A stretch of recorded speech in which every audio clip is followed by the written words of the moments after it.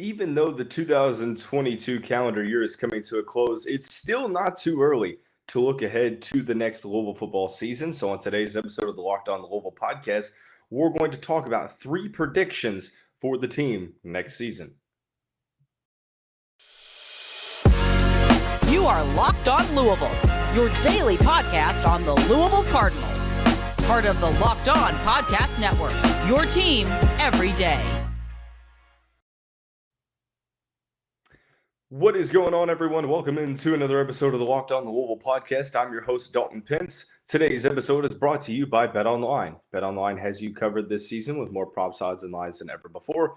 BetOnline, where the game starts. As always, I want to say thank you all for making us your first listen of the day. Just a reminder that the show is free on all streaming services, 5 days a week, your team every day.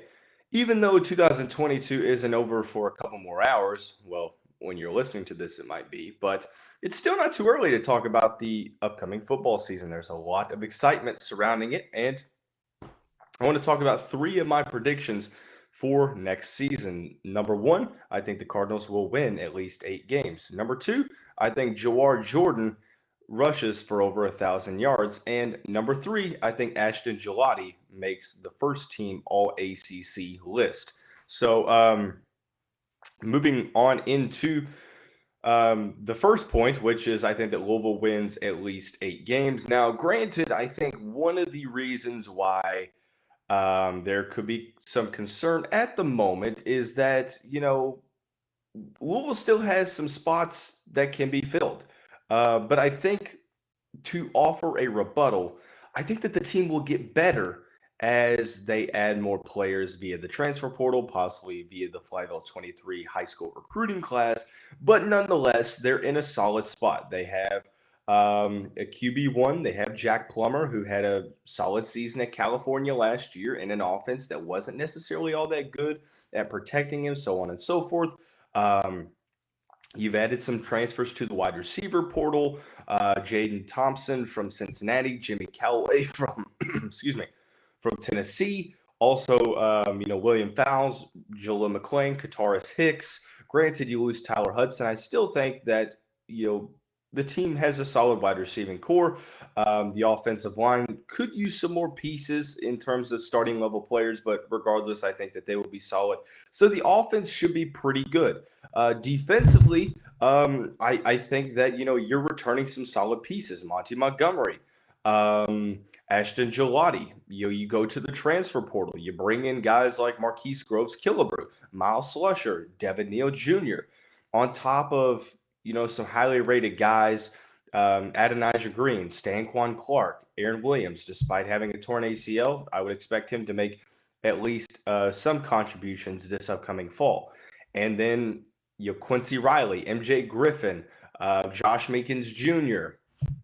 The list goes on. Guys that played solid snaps last season that I would expect to have solid years this upcoming year. So I think that you keep Mark Ivy. You bring in Hagan from Purdue, Ron English as well. I think that the Louisville defense is going to be pretty solid as well. Now, granted, what I'm not going to do is come onto the show and predict that Louisville's going to win an ACC championship. That's a little bit unrealistic. I have high hopes for the Brom era. I think the team definitely has the potential to be better next year than they were this past year. But I still want to be realistic, right? I mean, I don't want to come on here and, be a sunshine pumper and say that just because Jeff Brom is here, that all is right and that this team is going to absolutely run the table and it's not going to be close, so on and so forth. Like, that's not my intention whatsoever. But I do think that I'm pretty optimistic. Look, people have told me that I'm too lenient, I guess you could say. I'm too humble when it comes to predictions and things of that nature, meaning that I often err on the side of caution and on the lower side rather than the higher side, more so on the floor than the ceiling. Although I disagree with that, in essence, I try to be realistic. So But this is one of those times that I think that the team should win at least 8 games when you look at the schedule for next season. Now, granted, this is all on paper. Some teams project to be better than they will be in the fall. Some teams surprise a lot of people and are better than what they project to be. But regardless, I think that this is a season that offers a lot of opportunity. The team has added a solid recruiting class already. Despite losing Ruben Owens and DeAndre Moore, they brought in some solid transfers as well. Stephen Herron on the edge, replacing YaYa, Diaby, or Yasir Abdullah, depending on who or what role that Jeff Brom has him playing. But I still think that there's room for additions, and the team has the spots to address the depth issues, bring in some solid players, and more. When you look at the schedule for next season, the toughest games as of right now, Kentucky and Notre Dame. They will get both of those at Cardinal Stadium, but regardless, I think that if you made me pencil in losses right now, I think the team would lose to both of those teams. Now, granted, there's no Clemson. There's no Florida State this upcoming season. That's something to focus on here. There's not even a Wake Forest either, despite losing Sam Hartman. I think the Wake Forest is solid. You look at the out-of-conference schedule. Murray State, Indiana, Kentucky, and I think actually Notre Dame slides into the last non-conference spot. So Kentucky, Notre Dame, a solid non-conference schedule, but I think Murray State and Indiana are winnable games. And then you look at the conference slate, and I think that this is where it offers a little bit of hope that the season is going to be pretty solid. The team will open up the year in Atlanta in Mercedes-Benz in the Chick-fil-A kickoff game. Actually, no, not the Chick-fil-A kickoff game. Or maybe it is. Saturday, September 2nd against Georgia Tech, who is in the process, or not the process. They've already hired a new coach. But it's a new era for Yellow Jacket football. I expect Louisville to come into that game as the favorite. The other games, Boston College, Virginia, NC State, Duke, Virginia Tech, Miami, and Pittsburgh. Seemingly on paper, obviously things change, but Boston College and Virginia are coming off very, very, very bad seasons. I think that Louisville, despite losing to Boston College last year, should probably beat those two teams. You look at NC State, Virginia Tech, so on and so forth. Virginia Tech is a team, and Miami, both those teams underachieved last year. Pittsburgh is probably going to be solid. You're playing that game up at Acrisure Stadium, where the Steelers play. NC State losing Devin Leary. You saw last season. We'll see what happens there. And then Duke had a good turnaround season under Elko from Texas A&M. So regardless, look, I think that I don't want to get on here and give you false hope that Louisville's going to win 10, 11 games. Could it happen? I mean, sure. I think that, year one under Coach Brom, we're going to have a solid season. Still don't feel comfortable predicting 10 wins yet until we see this team on the field. But to that same point, I don't necessarily think that this team is going to be bad. I think that, honestly, they're probably going to be better than this past year. Is the defense going to be as good as they were last year? Maybe. I mean, you lose Yasir Abdullah, very, very tough loss, one of the best pass rushers in the ACC, if not the best pass rusher. Momo Sanogo, your leading tackler, the grad transfer linebacker from Mississippi. That's a hard loss.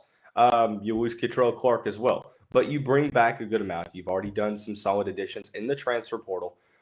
So hopefully you're able to get back to a level to where you were last season. And offensively, I think that this team is going to be better right off the bat when you look at what Jeff Brom and company have been able to do offensively at Purdue. So 8 wins, I don't think is out of the question. I think that the team is going to win at least 8 games. I think that as of right now, the only 2 penciled in losses that I look at are probably, Kentucky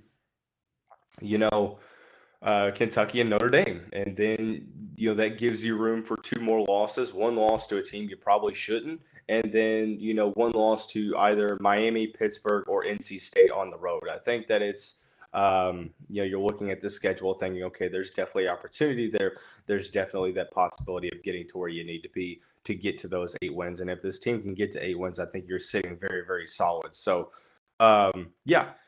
But another prediction that I have for this team, I think that Jawhar Jordan is going to go for over 1,000 yards on the ground. And we're going to talk about why that is here in just a second after we talk about our friends over at NHTSA. Okay, so you're hanging out with some friends and putting back a few drinks, and a few becomes a few too many. As the evening comes to an end and people start to head out, you think about calling for a ride. And at this time, you think you live nearby, you can make it home okay. It's no big deal. What are the odds you'll get pulled over anyway? And even so, what's the worst that could happen? Your insurance goes up, you lose your license, your job, your car. Well, everyone knows about the risks of driving drunk. The results are tragic and oftentimes deadly. However, that still doesn't stop everyone from getting behind the wheel while under the influence. That's why police officers are out there right now looking for impaired drivers on our roads to save lives. So if you think you're okay to drive after a few drinks, please think again. Play it safe and plan ahead to get a ride. It only takes a few minutes. It only takes one mistake to change your life or someone else's life forever. Drive sober or get pulled over. Hey, Cardinal fans, thanks again for making Locked On Louisville your first listen every day. Make sure to check out Locked On Sports Today, the biggest stories around the sports world in 20 minutes or less, plus instant reactions, game recaps, and Locked On's Take of the Day. Locked On Sports Today, available on YouTube and wherever you get your podcasts. So moving right on along into the second segment of the show, I'm predicting Jawhar Jordan to rush for over 1,000 yards this season. Why is that, you ask? Well, some people will think, well, Dalton, Purdue threw the ball a lot last year. They were one of the most passing tendency teams. I don't even think that's a word, tendency. One of the teams with the highest passing tendencies in the country, top 10 of throwing the football.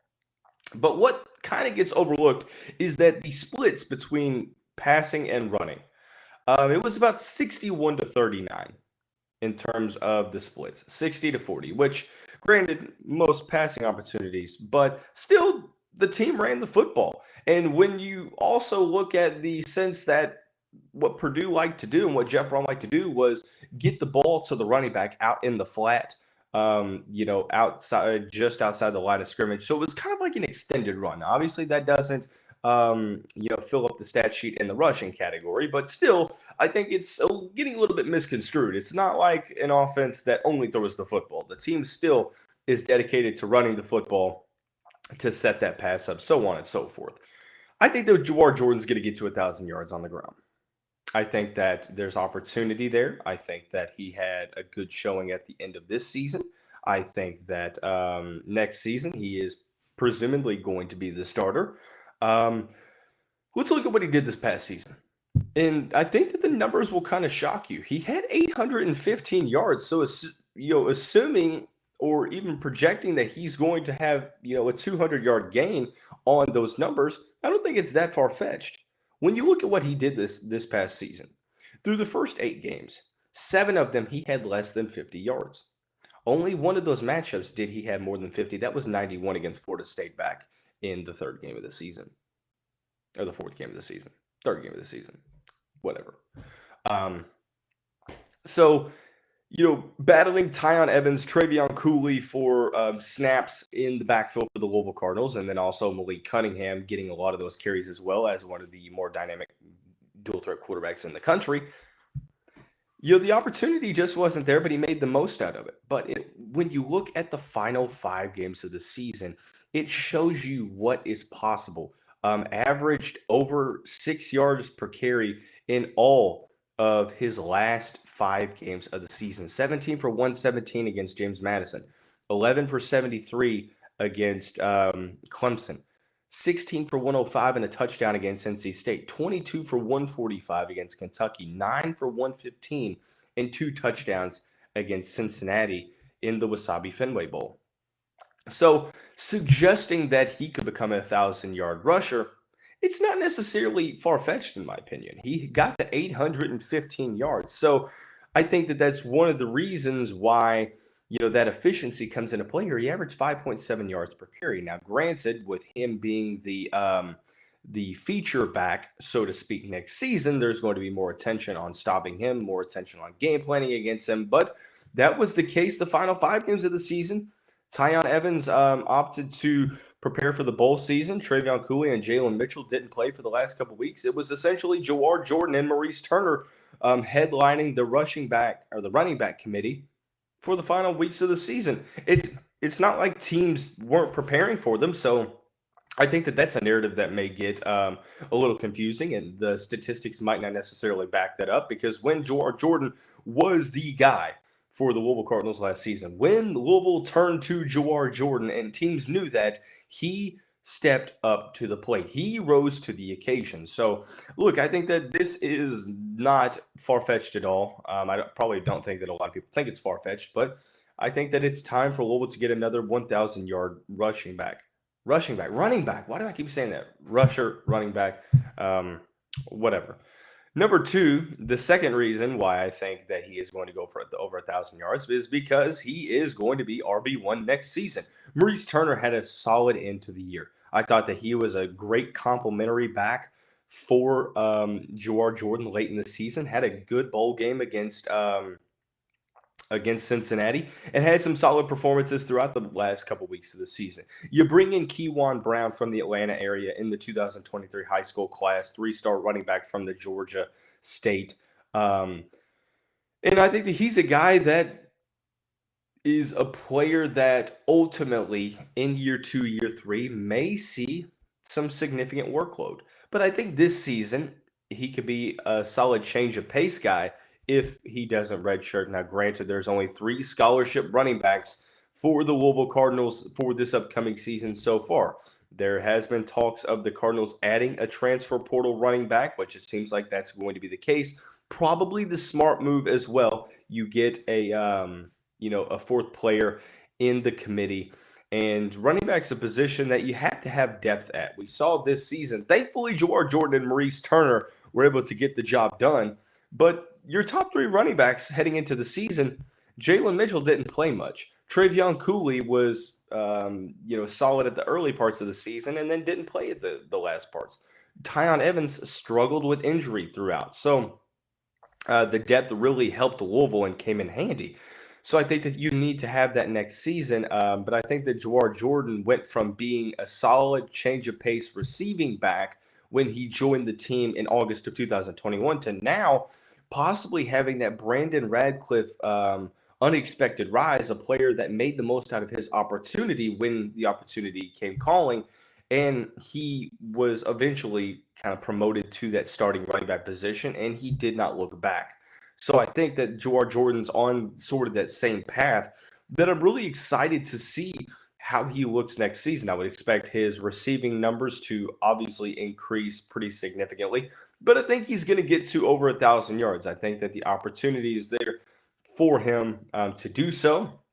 When you look at him being the starting running back for next season, you saw how Purdue used Devin Mockabee this past season, the true freshman.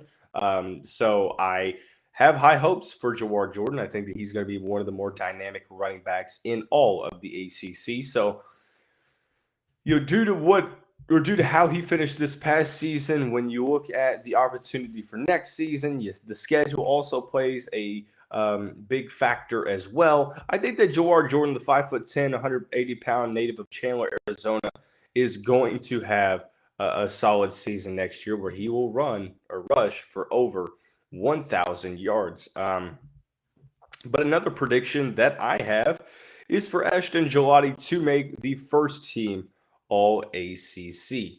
Before we do that, I want to say thank you all again for making Locked On Louisville your first listen every day. 2022 is giving way to 2023 here very shortly. Chances are, if you're listening to this, it may already be 2023.